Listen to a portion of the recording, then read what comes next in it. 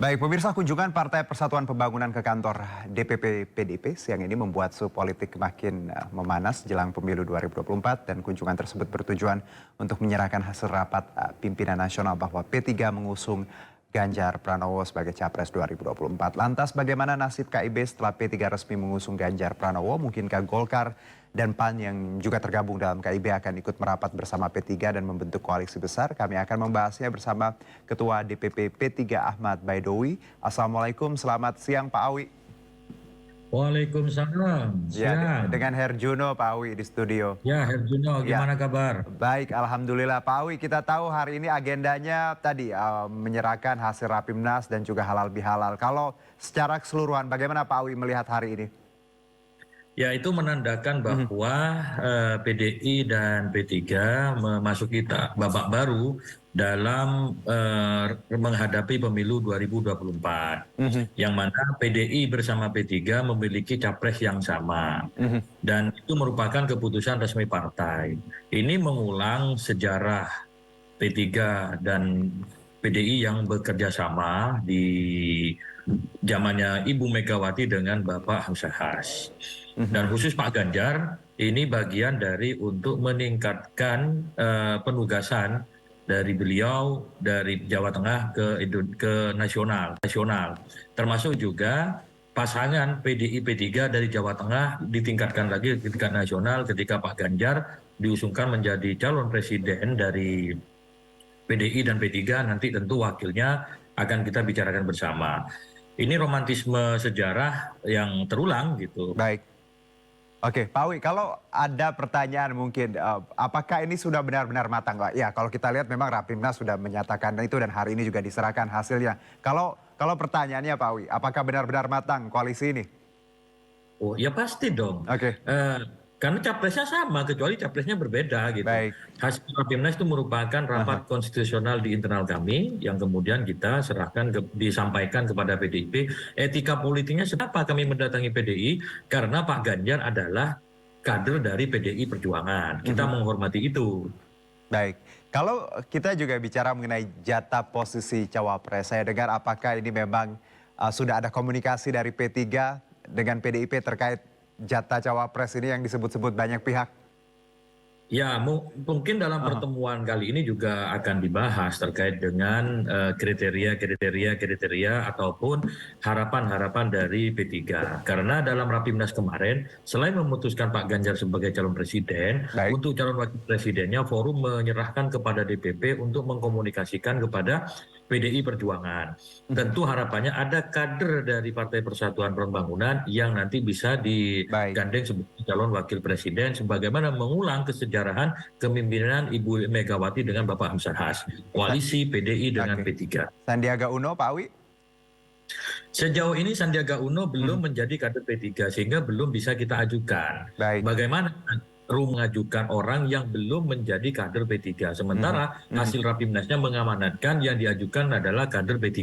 Gitu. Baik, berarti dengan kata lain bahwa kandidat cawapres ini ada beberapa nama ya sebenarnya?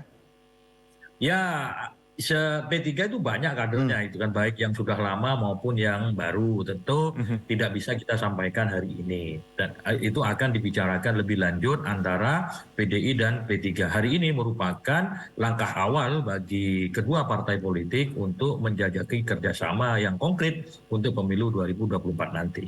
Oke, baik. Kalau bicara sosok cawapres, seperti apa idealnya yang ada di mata P3 yang cocok disandingkan dengan Pak Ganjar? Ya, yang saling melengkapi kebutuhan dari Pak Ganjar. Misalkan hari ini Pak Ganjar diasosiasikan sebagai tokoh nasionalis. Maka harus dilengkapi dengan tokoh yang Islam, santri yang itu menjadi perwajahan P3 di situ. Kenapa? Karena P3 ingin menitipkan politik amar ma'ruf nahi mungkar dengan koalisi dengan PDIP sehingga nanti kita bisa mendapatkan komposisi di pemerintahan sehingga bisa berjalan lebih maksimal.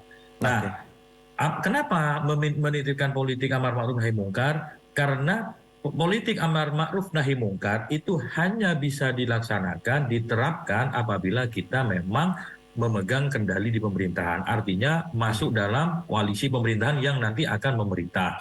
Harapannya supaya mewujudkan Indonesia menjadi negeri Oke. yang baldatun thayyibatun warabun ghafur gitu. Baik, kalau untuk posisi cawapres ini Pak Awi, sebenarnya seberapa besar teman-teman P3 yakin approval-nya atau restunya dapat seperti itu untuk dapat posisi Ya, cawapres ini? kita kan lagi ikhtiar gitu kan, Aha, lagi ikhtiar barangkali hasil diskusinya itu bisa mendapatkan kecocokan dengan teman-teman dari PDIP. Apalagi hari ini PLT Ketum DPP P3 diterima langsung oleh Ketua Umum PDIP Ibu Megawati Soekarno Putri ya. bersama jajarannya. Ini sebuah sejarah penting dalam perjalanan perpolitikan di nasional khususnya menyambut pemilu 2024 nanti gitu. Oke, kita bicara mengenai koalisi yang sudah terbentuk dengan Golkar dan PAN, Pak Awi. Bagaimana sebenarnya keadaannya di dalam internal? Walaupun kemarin juga bertiga sudah bertemu kan, sebenarnya semuanya baik-baik saja. Tapi mungkin ada penegasan bagaimana Golkar dan PAN melihat ini? Ya, ketika para ketua umum kemarin bertemu di tempatnya Pak Erlangga, itu menegaskan, menyampaikan informasi dari P3 bahwa P3 sudah memutuskan melalui Rapimnasnya calon presiden. Nah, ini menyusul keputusan yang dibuat oleh Golkar dan PAN. Golkar di awal sudah membawa nama Pak Erlangga Hartarto. Baik, Pada jalan berikutnya, PAN sempat menyebut nama Pak Ganjar. Nah, hari ini P3 sudah mencapreskan Pak Ganjar. Artinya ketiga partai politik anggota KIB masing-masing sudah memiliki kandidat calon presiden. betul. Tentu masing-masing capres itu akan dibicarakan satu sama lain. Kalau kemudian ternyata capresnya itu sama Pak Ganjar, ya apa yang disampaikan oleh teman-teman di awal bahwa KIB ini KIB plus plus. Oke. Ya, KIP bersama dengan partai lain. Kalau ternyata kemudian capresnya tetap ada yang berbeda, ya mohon maaf. Mhm. Karena kita waktu bergabungnya juga baik-baik, tentu ketika ada perbedaan politik, tentu menyelesaikannya juga dengan baik-baik juga. Gitu. Oke, jadi dengan kata lain bahwa untuk saat ini semuanya baik-baik, tapi ke depannya kita belum tahu ya Pak Awi seperti apa jalan yang akan diambil ketiganya itu. Ya Oke. mudah-mudahan capresnya sama, sehingga bisa membuat Mudah-mudahan barisan capresnya sama. Berarti koalisi. Anda melihat juga kemungkinan mungkinkah Golkar atau PAN juga ingin merapat dari pandangan Anda?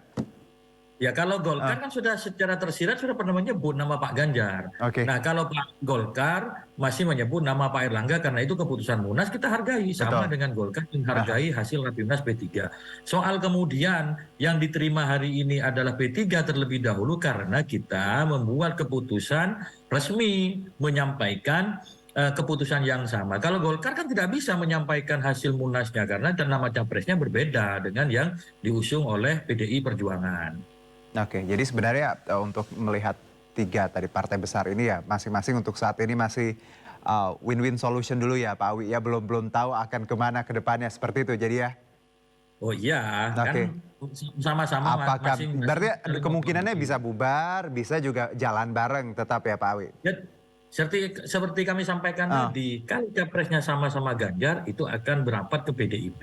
oke. Yang diidealkan adanya KIB plus-plus itu akan terwujud. Aha, Tapi kalau capresnya berbeda, ya tentu ya harus mengakhiri mhm. KIB itu gitu. Oke, dan nggak apa-apa ya Pak Awi ya, namanya pilihan kan ya? Ya nggak apa-apa kan toh dari awal Aha, kita membentuk KIB itu ingin memecah kebuntuan baik. supaya bangunan koalisi itu tercapai. Tetapi ingat ketika KIB berkumpul pertama kali Mhm, itu belum ada capres yang disepakati.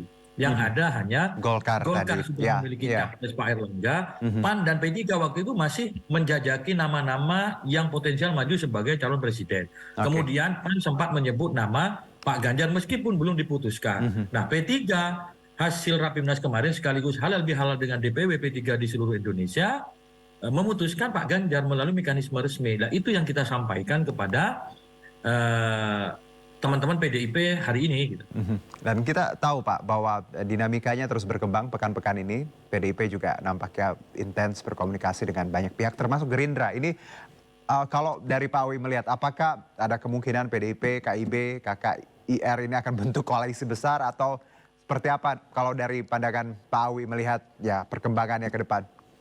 Ya kalau kita membentuk koalisi besar itu sah-sah aja dalam demokrasi ya. Tetapi rakyat itu tidak mendapatkan varian pilihan calon presiden yang banyak. Karena seolah-olah bahwa ketika terjadi koalisi besar itu calon presidennya hanya satu gitu. Tetapi kalau kemudian Golkar, maaf, kemudian Gerindra bersama dengan PKB tetap memberangkatkan, terus PDI bersama P3 atau dengan yang lain, terus koalisi perubahan juga berangkat, itu kan indah demokrasi kita, saling mengisi satu sama lain. Kalaupun kemudian ternyata hanya dua pasang calon, ya itulah konsekuensi demokrasi. Tetapi sampai hari ini kami melihat teman-teman di koalisi yang lain itu masih solid dengan formasi koalisinya. Baik, kalau dari prediksi Pak Awi sendiri, kira-kira ada berapa koalisi nantinya? Ya, kita lucu-lucuan aja. Paling banyak 3, meskipun secara Paling banyak konstitusi 3 itu ya? memungkinkan ada 4, tapi kalau prediksi kami itu paling banyak ada 3. Oke, baik. Nah, kalau tadi kita kembali bahwa hari ini pertemuan dengan Ibu Mega, lalu tadi tertutup semuanya dan akan nanti diberikan keterangan pers beberapa saat lagi setelah pertemuan tertutup. Kira-kira Pak Awi, garis besar yang mungkin akan kita dapatkan beberapa jam ke depan terkait baik itu dari P3 dan PDIP seperti apa? Pertama kira-kira masa depan koalisi ini, apakah cukup dua partai ini atau bertambah dengan yang lainnya. Dan tidak menutup kemungkinan itu juga akan bertambah pada partai lainnya. Jadi koalisi tidak hanya PDI dan P3. Ini feeling saya nanti akan juga bergabung partai-partai lain. Yang selanjutnya juga akan dibahas mengenai ataupun akan disampaikan mengenai kriteria calon wakil presiden. Karena Pak Ganjar itu tidak mungkin maju sendirian. Dia harus ada pasangan sebagaimana undang-undang pemilu mengatur itu. Nah, siapa calonnya itu pasti nanti kriteria-kriterianya, clue-nya akan disampaikan. Memiliki visi yang sama dengan Pak Ganjar Pranowo sebagai calon presiden. Dan memiliki visi kebangsaan yang sama dengan PDI dan P3 yang sudah mengusung Pak Ganjar. Dan tentu faktor elektabilitas, faktor melengkapi dari kekurangan yang ada itu juga menjadi perhatian. Karena prinsipnya koalisi presiden itu kita ingin memenangkan kontestasi, tidak hanya sekedar pajangan saja. Baik, Pak Awi, kalau bicara mengenai kans ya untuk mendapatkan jatah cawapres, bargainingnya pasti luar biasa karena saya lihat bagaimana P3 langsung ya mengemukakan bahwa mendukung Ganjar ketika Ganjar baru saja deklarasi. Ini bargaining yang bagus sekali sih kalau Bu Mega bisa melihat. Tapi kita tahan dulu Pak Awi ya. Nanti kita bahas di segmen sesaat lagi. Sebentar saja Pak Awi, tetap bersama kami di Breaking News MNC News. Dan kita masih bergabung dengan Ketua DPP P3, Pak Ahmad Baidowi. Pak Awi. Ya. Masih bersama, maaf ya nunggu sedikit, kita ada beberapa berita paket. Nah, kalau pertanyaan tadi Pak Awi kita sambung, bagaimana sebenarnya bargaining ya yang ditawarkan di bawah P3 untuk PDIP ini? Karena kita tahu ini P3 ibaratnya gasken gitu ya, langsung ngegas ketika Pak Ganjar disebut. Dan ini partai pertama yang langsung dengan terang bahwa akan mendukung Ganjar. Apakah hal ini juga harusnya dilihat PDIP bagaimana loyalitas yang dimiliki P3 dan harusnya cawapres tadi sudahlah jatahnya memang buat dari P3, begitu Pak Awi? Ya kalau pakai rumus hukum ekonomi pasar, ibarat saham seri A gitu. Tapi kan ini politik bukan ekonomi.